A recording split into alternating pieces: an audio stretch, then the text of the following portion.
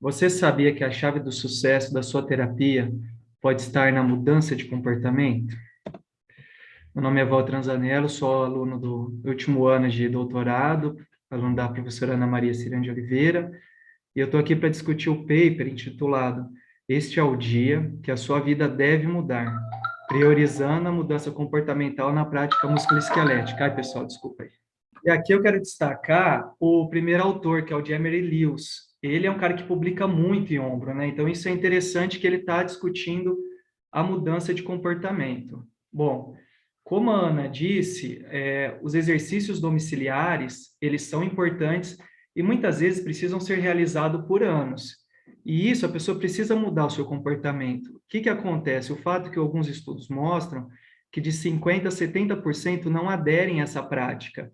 E essa baixa aderência prediz resultados ruins. Além disso, né, muitas vezes nessa mudança de comportamento, a gente precisa estimular também outras mudanças, por exemplo, uma atividade aeróbica, por exemplo, dor no joelho. Às vezes a obesidade, né, ela influencia no sintoma musculoesquelético. Então, assim, a partir do momento que a gente muda, como manter esse novo normal, né? Então, existe uma série de desafios que a gente vai abordar um pouco aqui. Quais são os objetivos desse estudo, então? São dois. Primeiro, debater as razões pelas quais devemos mudar o comportamento a longo prazo no plano de tratamento. E segundo, apresentar os métodos que podemos usar para facilitar a mudança, garantindo que o paciente tem o poder de agir e tornar hoje o dia em que sua vida mudará com certeza. Então, eles têm essa pegada assim, ó, a mudança é para hoje. Vamos lá, galera? Como sair, então, da intenção, do aspecto cognitivo, e ir para o comportamento, ir para a ação? Então, aqui a gente utiliza, né, o estudo traz, o modelo teórico, que ele chama de COMBI Model, que é a abreviação de Capability, Opportunity, Motivation, Behavior. Então, o primeiro passo é saber por que mudar e o que, de fato, mudar dentro da capacidade do paciente. Então, por exemplo, eu preciso aumentar minha atividade física. Ele tem capacidade para aumentar? Ele tem capacidade psicológica para aumentar? Ele tem oportunidade? Ou seja, o cara acorda às 5 horas da manhã e vai dormir meia-noite. Ele não tem oportunidade. E a motivação, ele é motivado, ele tem capacidade, ele tem oportunidade, e por que que ele não faz? Porque ele não é motivado a isso. Então, o primeiro passo é identificar se ele não muda, ou se as dificuldades de mudança para ele está na capacidade, oportunidade ou motivação. Então, o primeiro passo é identificar esses fatores. A partir disso, a gente vai para o segundo passo, que é saber como mudar. E nesse processo de saber como mudar, a gente tem algumas estratégias que vai ajudar, que basicamente será o quê? A gente vai capacitar o nosso paciente, treiná-lo, educá-lo com informações precisas, utilizar muitas vezes técnicas de modelagem com outros exemplos e até mesmo a reestruturação ambiental, pode ser na casa ou no trabalho. Então, eu vou apresentar para vocês aqui 16 estratégias dessa mudança comportamental. Essas 16 estratégias, elas podem ser somadas, uma pode influenciar na outra positivamente ou até negativamente. Então, aí a gente tem que analisar o perfil e a necessidade de cada paciente. Só que elas precisam ser? Ela precisa ser prática, acessível, aceitável, segura e efetiva. Então, está sempre tendo esse olhar de resultado e comunicação com o paciente. Então, vamos lá para as 16. Bom, a primeira a gente conhece, a Ana usa muito isso, que é a meta de metas e planejamento. Existem outras técnicas que envolvem disso, que, por exemplo, a técnica SMART, que envolve, deixa eu adicionar aqui, que envolve o tempo, mas basicamente bom, esse paciente precisa caminhar, por exemplo, com uma dor lombar. Eu preciso que ele caminhe 150 minutos por semana. Você consegue andar 10 minutos essa semana? E aí, progressivamente, ao longo de 6 semanas, a gente vai aumentar para atingir esse objetivo. Então, essa estratégia de meta e planejamento é a primeira estratégia, uma das. Deixa eu pular aqui que não está indo, pessoal. Slide. Ai, foi. Pronto. Segunda estratégia, monitorar. Então, por exemplo, a partir do momento que a pessoa faz uma proposta de mudança de comportamento, o automonitoramento é interessante. Um exemplo que eu trago aqui são os relógios. Alguns estudos até mostram que só o fato dele olhar os passos, ele aumenta a atividade física, por exemplo. Então, esse automonitoramento, se o cara é obeso, se pesar, por exemplo, ele pode ajudar na mudança de comportamento. Apoio social prático, ou seja, a pessoa ela não consegue andar, ela tem medo que anda, vamos andar com ela, vamos lá fazer companhia para ela, vamos de fato, ela não tem um tênis ou não tem um material para fazer um exercício domiciliar, vamos oferecer para ela esse equipamento, né? Então isso é uma ajuda para que a pessoa possa mudar. A quarta estratégia é moldando o conhecimento. Então, por exemplo, eu quero que o paciente coloque lá 10 minutos de caminhada por dia, primeiro passo. Só que como que a gente vai moldar esse conhecimento? Como que ele vai colocar? Às vezes ele não consegue pôr na prática. Então, um exemplo é instruções de como realizar esse comportamento. Abre a agenda do paciente, vamos olhar qual é o horário que ele pode caminhar, qual é o horário que ele vai procrastinar menos. Então, a partir do momento que você dá esse comando, como realizar isso? Então, você vai ajustando esses fatos. Outra estratégia é trazer as consequências naturais. Por exemplo, olha, você tem essa dor lombar ou essa dor no joelho.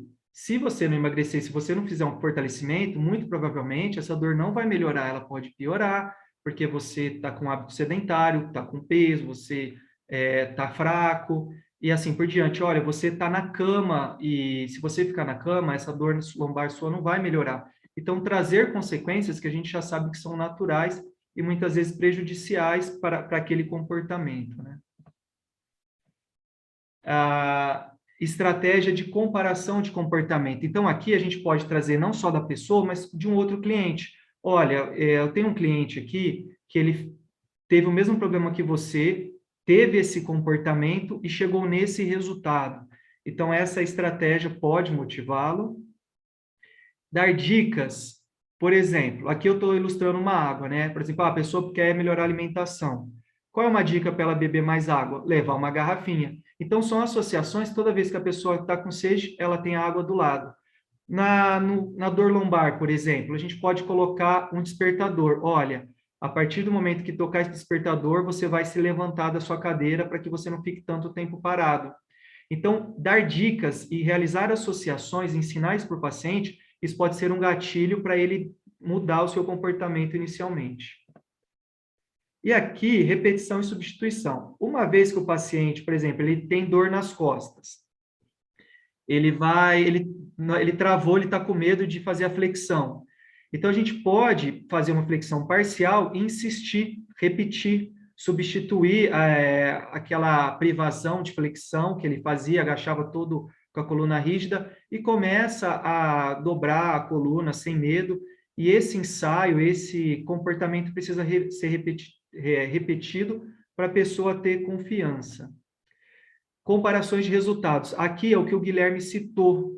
Ele falou muito bem, é uma das estratégias comportamentais, ou seja, ele traz resultados científicos de fontes confiáveis e fala, olha, se você fizer uma fisioterapia e fizer exercícios para sua dor lombar, para sua dor no ombro, para sua dor no joelho, você vai ter esses resultados baseados nesses estudos de boa qualidade. Então, recomendo que você faça. Isso engaja. Recompensas, uma vez que a pessoa fez, de alguma maneira, a gente pode verbalizar isso. Olha que bom. Olha, a partir do momento que você agora consegue dobrar sua coluna, você curte mais seus netos, seus filhos. Então, verbalizar e pontuar essas recompensas que ele consegue a partir do momento que ele muda o comportamento. E o oposto também. Eu não me engajei em nada. Então a mudança não ocorreu, porque você também não mudou o seu comportamento. Então, esse sofrimento, ele está aí também. Então, esse trabalho. Alguns pacientes, eles têm uma emoção negativa muito aflorada. Então, por mais que você faça tudo isso, ele é muito pessimista, muito negativo. Esses pensamentos negativos, eles corroboram com resultados ruins também. Então, nesse caso, a ideia é regular, é controle das emoções negativas. Existem várias estratégias. Uma delas é a psicologia positiva, ou, por exemplo, uma que eu quero citar aqui é o diário da gratidão. Então, por exemplo, a pessoa tem dor nas costas. Se a pessoa ela é muito negativa, tudo para ela é ruim, tudo para ela não funciona, ela já tentou milhares de tratamento. Então, se você, por exemplo, identifica esses pensamentos, a gente pode trabalhar, dividir com ele essa técnica e falar assim, olha, tudo bem, mas vamos fazer um exercício aqui de controle dessas emoções negativas, porque existe alguns fatores positivos. Eu sei que você vai contrariar no começo, mas eu peço que você se engaje e insista. Olha, você está caminhando, você não está numa cadeira de roda, existem pessoas piores. Então, vamos agradecer por estar caminhando, vamos fazer 3 agradecimentos que você está vindo na fisioterapia, olha que bom, você está se cuidando, olha, sua família está com você, está te ajudando. Vamos exercer isso mentalmente, trabalhar isso, e isso é uma forma de regular as emoções negativas e depois a gente minimiza isso. E aí promove um efeito interessante. A 12ª dica, antecedentes. Então, você já sabe que a pessoa, ela não consegue fazer o exercício. Por quê? Ela é uma desorganização do ambiente, precisamos melhorar o ambiente para que ela faça. Então, antecedentes no sentido, preveja quais são as barreiras para já resolver. E aqui ele cita especificamente a reestruturação do ambiente físico. Identidade, aqui é bem interessante aquela discussão que a gente teve ainda hoje, que é mudar o mindset, o reenquadramento. O que ele quer dizer com isso? A Gisela falou assim, olha, no ombro também acontece que nem na lombar? Sim, acontece. Então, quando o paciente ele entende de forma diferente, vai romper mais, eu estou com uma ruptura, eu preciso fazer uma cirurgia. Então, ele tem aquela crença enraizada ou um desgaste na coluna e a minha dor vai se perpetuar. Já era, não tenho solução, não vou andar mais. Não, ó, veja bem, não é bem assim. A sua crença está equivocada. E aí você usa recursos para que a pessoa tenha uma nova crença, uma nova identidade a partir do momento que ela entende que aquilo que ela estava se pautando não é real. E aí, várias estratégias, e isso vai gerar uma certa perturbação, muitas vezes, em alguns pacientes. Alguns vão se enquadrar mais fácil, outros não.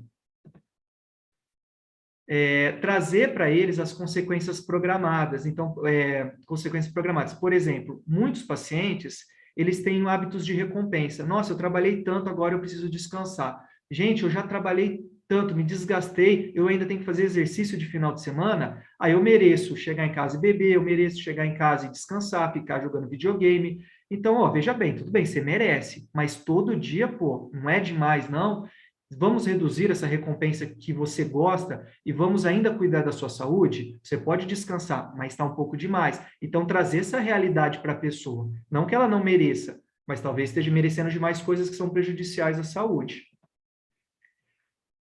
Algumas pessoas não têm confiança, então buscar autoconfiança uma vez determinado que esse paciente apresenta esse perfil. E aí, levar para essa pessoa a persuasão verbal sobre a sua capacidade.